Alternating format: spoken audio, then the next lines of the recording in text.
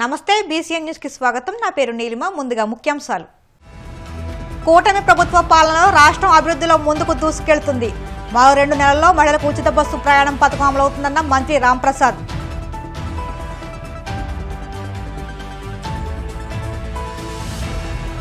నెల్లూరు నవాబ్పేటలో వైభవంగా శ్రీ బ్రహ్మరాంబిక సమేత మల్లేశ్వర స్వామి తెప్పోత్సవం. తండోపతండాలుగా తరలివచ్చిన భక్తులు.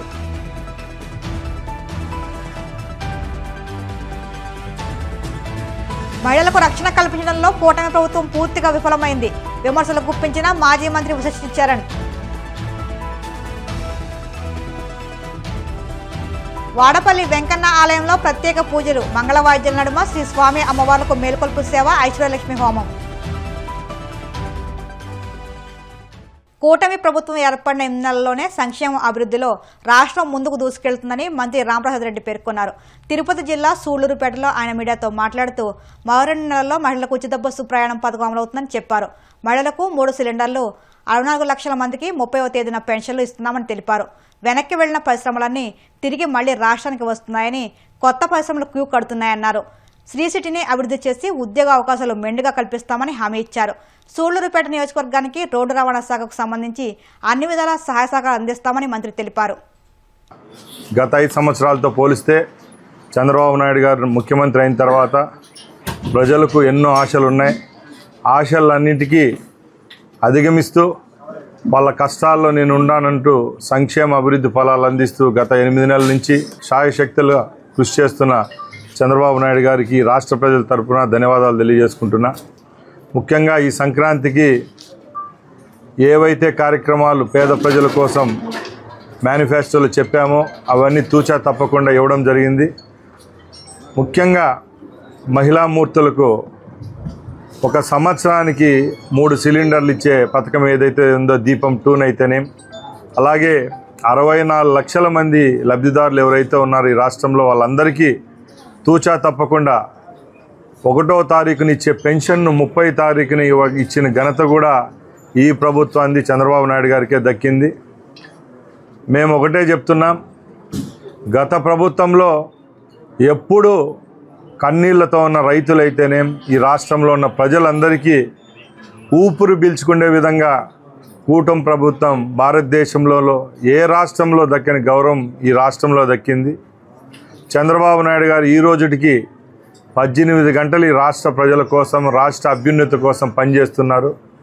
గత 5 సంవత్సరాల్లో ఏ కంపెనీలు పొరుగు రాష్ట్రాలకు వెళ్ళిపోయాయో ఈరోజు చంద్రబాబు నాయుడు గారు అపాయింట్మెంట్ కోసం క్యూ కడుతున్నాయంటే ఒకసారి గమనించాలా. ముఖ్యంగా ఈరోజు ఇక్కడ సూళ్లూరుపేట నియోజకవర్గంలో ఉన్నాం. ఆ రోజు చంద్రబాబు నాయుడు గారు ముఖ్యమంత్రిగా ఉన్నప్పుడు ఒక మహోన్నతమైన ప్రాజెక్ట్ శ్రీ సిటీని తీసుకొని రావడం జరిగింది.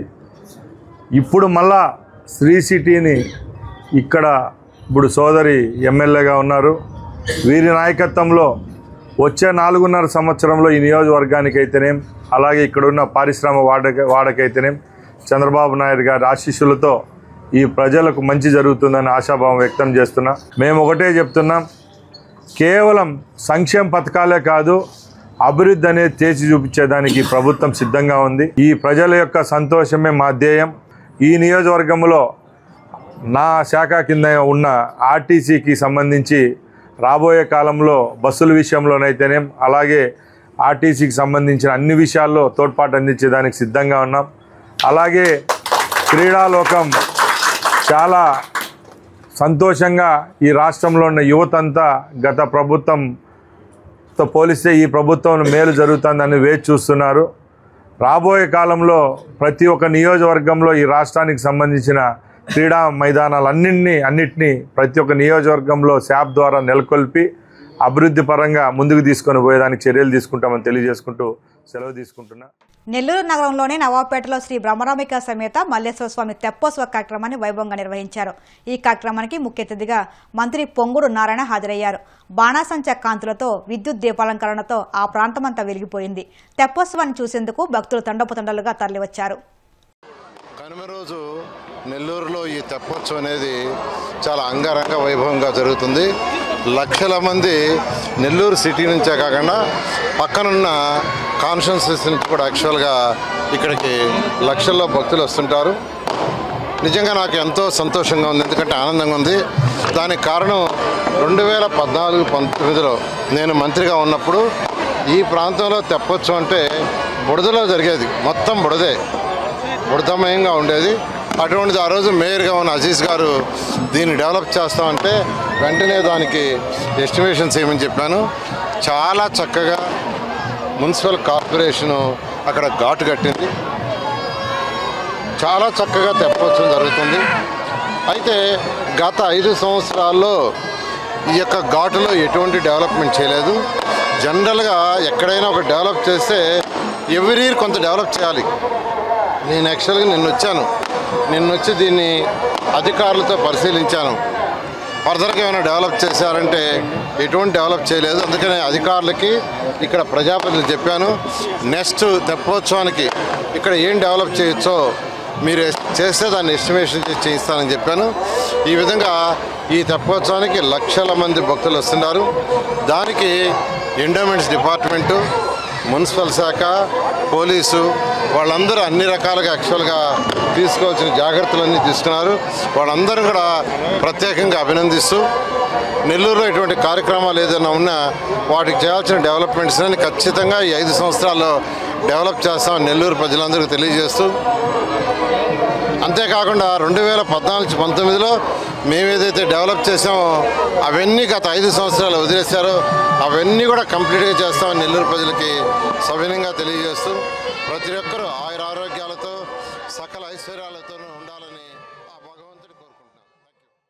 మహిళలకు రక్షణ కల్పించడంలో కూటమి ప్రభుత్వం పూర్తిగా విఫలమైందని మాజీ మంత్రి వైసీపీ శ్రీ సత్యసాయి జిల్లా అధ్యక్షురాలు ఉషశ్రీ చరణ్ పేర్కొన్నారు. పెనుగొండలో ఆమె మీడియాతో మాట్లాడుతూ మంత్రి సవిత కనుసనల్లో పోలీసులు ఏకపక్షంగా వ్యవహరిస్తూ ఇబ్బందులకు గురి చేస్తున్నారని ఆరోపించారు. పోలీసులు చట్టం పరిధిలో ఏ నిర్ణయం తీసుకున్నా తాము స్వాగతిస్తామని, కానీ ఏకపక్షంగా వ్యవహరిస్తే రానున్న రోజుల్లో ఈ అంశంపై సుదీర్ఘ పోరాటం చేస్తామని హెచ్చరించారు.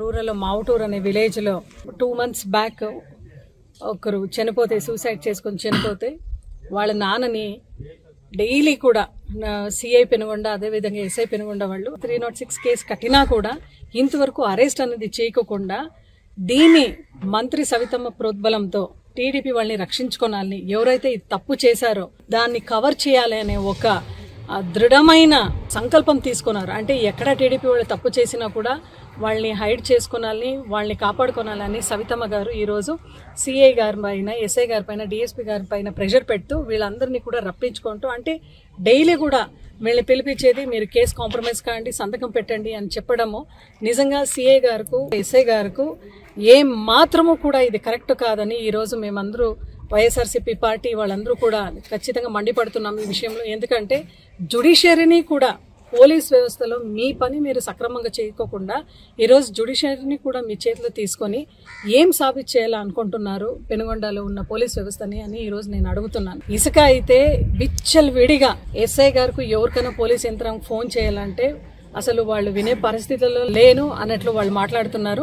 నిజంగా ఒకసారి కాదు, 2 సార్లు కాదు, పెనుగొండలో అయితే రిపబ్లిక్ ఆఫ్ పెనుగొండ అన్నట్లు వాళ్ళు మాట్లాడుకుంటున్నారు. నిరపరాధి వాళ్ళు ఎవరైతే ఉన్నారో వాళ్ళని పిలిపించి బెదిరించి సైన్ పెట్టుమని చెప్పడం ఎంత మాత్రం సమంజసమో. ఎస్పీ గారు అదేవిధంగా డీజీపీ గారు కూడా ఖచ్చితంగా రిప్రజెంటేషన్ ఇస్తాం దీనిపైన. అల్టిమేట్లీ అధికారం ఎవరికి కూడా శాశ్వతం కాదు. ఈ రోజు మీరు సవితమ్మ మాట తీసుకుని ఎక్కడెక్కడ ల్యాండ్ సెటిల్మెంట్స్ ఉన్నా కూడా పోలీస్ వాళ్ళు డైరెక్ట్ గా సిఐ, ఎస్ఐ మీరందరూ కూడా ఈ సెటిల్మెంట్స్ లో చేయడం వల్ల 2 ఆత్మహత్యలు అప్పుడే జరిగింది పెనుగొండలో. ఇదంతా కూడా అందరికీ కూడా తెలిసిన మాట. ఇంకా సవితమ్మ గారి మాట మీరు విని ఏదైనా పని చేసిన పరిస్థితి మాకు ఎక్కడైనా పెనుగొండలో ఇంకొకసారి కనబడితే నిజంగా పోలీసు వాళ్ళందరి పైన మేము ఇంకా ఎక్కువగా మీరు చేసినదంతా కూడా మేము హైలైట్ చేస్తూ అదేవిధంగా ఈ రిప్రజెంటేషన్ ఇంకా పెద్ద స్థాయికి కూడా తీసుకొని పోయి పెనుగొండలో కరెక్ట్గా ఎక్కడెక్కడ ల్యాండ్ కబ్జాలు జరుగుతూ ఉంటాయో అక్కడంతా కూడా పోలీస్ వ్యవస్థ అక్కడికి పోయి వాళ్ళందరూ కూడా వత్తాసు పలికేది చేస్తున్నారు. ల్యాండ్ సెటిల్మెంట్స్ లో కూడా పోలీస్ వాళ్ళందరూ కూడా ఇన్వాల్వ్ కావడము, ఎక్కడైనా సూసైడ్ జరిగినా కూడా ఎవరు నేరస్తులను పట్టుకోకుండా ఇన్నోసెంట్ పీపుల్ వాళ్ళందరినీ కూడా మీరు లొంగిపోండి లేదంటే రాబోయే రోజులు మీకు మంచిగా ఉండవు అని చెప్పడం, బెదిరించడం పోలీస్ వ్యవస్థకు ఇది మంచిది కాదు. అధికారం అనేది శాశ్వతం కాదు. మళ్ళీ ఎప్పుడు ఎలక్షన్ పెట్టినా కూడా, జనరల్ ఎలక్షన్స్ జమిలీ ఏదొచ్చినా కూడా వైఎస్ఆర్సీపీ ప్రభుత్వం definitely we will bounce back into power with higher majority. Police వాళ్ళందరికీ కూడా ఈరోజు మీకు చెప్పడం ఒకటే, ఏదన్నా కూడా ఏ కేసు వచ్చినా కూడా మీరు ఫేర్గా జస్టిస్ చేయండి, దానికి ఎప్పుడు కూడా మేము తోడ్పడతామని చెప్తూ ఇమీడియట్గా ఎస్పీ గారు దీనిపైన యాక్షన్ తీసుకునేలా మునిమడుగు విలేజ్లో కూడా ఒక మహిళ జుట్టు కత్తిరించి కూడా అవమానపరిచే విధంగా మునిమడుగు గ్రామంలో కూడా జరిగింది. అంటే ఎఫ్ఐఆర్ కట్నానని కూడా పోలీస్ యంత్రాంగం చెప్తున్నా కూడా ఒక మహిళకు ఇంతగా అవమానం విషయం ఏదైనా ఉండొచ్చు, బట్ మహిళకు ఇంత అవమానం జరిగే విషయం అయింది కాబట్టి immediately police has to restore it's action. ఎందుకంటే మహిళ భద్రత కొరకు, రక్షణ కొరకు, మహిళ మాన ప్రాణ ధన రక్షణ కొరకు ఈ ఒక కూటమి ప్రభుత్వం నిజంగానే ఫెయిల్యూర్ అయింది. ఇంకా సుమందేపల్లిలో అయితే జగన్మోహన్ రెడ్డి గారి ఫ్లెక్సీ చాలా పెద్దగా ఉంది. ఎవరికి కూడా ఎక్కడ ఇంటర్వెన్షన్ లేకుండా, ఎక్కడ ఇంటర్ప్రిటేషన్ లేకుండా కూడా ప్లేస్ లో బాగానే కట్టినారు. అయితే ఆ ఫ్లెక్సీని తీసేసేదానికి స్వయంగా పోలీస్ యంత్రాంగము లీడర్స్ అందరికీ కూడా ఫోన్ చేసి ఇక్కడ మంత్రి గారు బర్త్డే ఉంది, మీరు తీసేయండి ఈ ఒక ఫ్లెక్స్, ఈ ఫ్లెక్స్ వల్ల ఎటువంటి ఆటంకులు లేవు అని మా లీడర్స్ అందరూ కూడా చెప్పే ముందుకు పోయినా కూడా పోలీస్ వాళ్ళందరూ కూడా వాళ్ళని బెదిరించి మళ్ళా ఫ్లెక్సీని తీసేసి మీరు బర్త్డే చేసుకోవడం ఏం బాగా అని నిజంగా అందరూ కూడా ప్రజలందరూ కూడా అడుగుతున్నారు. మనసులో ఏం బాధాకరంగా విషయం ఉంది అంటే పోలీస్ వాళ్ళు కూడా పెనుగొండ నియోజకవర్గంలో ల్యాండ్ సెటిల్మెంట్స్ వల్ల చాలా 2 సూసైడ్ జరిగినాయి. సూసైడ్ జరిగిన కుటుంబంలో వాళ్ళని ఇన్నోసెంట్ పీపుల్ వాళ్ళందరినీ పిలిపించి మీరు రాజీ కాండి అని చెప్పడము, ఫ్లెక్సీలు ఎక్కడైనా ఉన్నా కూడా జగన్మోహన్ రెడ్డి గారి ఫ్లెక్సీలు ఎక్కడైనా ఉన్నా కూడా దాన్ని చింపేయండి, దాని తర్వాతనే మీకు లేదంటే రాబోయే రోజుల్లో మీ పైన కేసు పెట్టడం అని బెదిరించడము. సోషల్ మీడియాలో ఎవరైనా యాక్టివ్గా ఉంటే ఎస్ఐలే మళ్ళీ డిఎస్పీ గారు కూడా ఒకరికి ఫోన్ చేసిన సంఘటన ఫోన్ చేసి స్వయాన డిఎస్పీ గారు ఎందుకు పెడుతున్నావు అని అడిగిన సంఘటన కూడా పెనుగొండలో జరుగుతూ ఉంది. అంటే నిజంగా ఇంకా లా అండ్ ఆర్డర్ ఏ పరిస్థితిలో సత్యసాయి జిల్లాలో ఉంది. అది సవితమ్మ తన స్వార్థ కోసమే, అంటే ఆమె క్రషర్ ఉంది, ఆమె దగ్గరనే అందరూ కూడా మెటల్ని కొనుక్కోనాలా, ఆ దాంట్లో కూడా పోలీసు యంత్రాంగంని బాగా యూజ్ చేసుకుంటూ బెదిరించే కార్యక్రమం చేస్తూ ఉంది. అంటే తన స్వంత ప్రయోజనం కోసం సవితమ్మ మొత్తం పెనుగొండలో ఉండే పోలీస్ యంత్రాంగంని యూజ్ చేసుకోవడం ఈ రోజు వైఎస్ఆర్సీపీ పార్టీ ఖండిస్తూ. కోనసీమ తిరుమలగా వదిలుతున్న వాడపల్లి శ్రీ వెంకటేశ్వర స్వామి ఆలయంలో శుక్రవారం ప్రత్యేక పూజలు వైభవంగా నిర్వహించారు.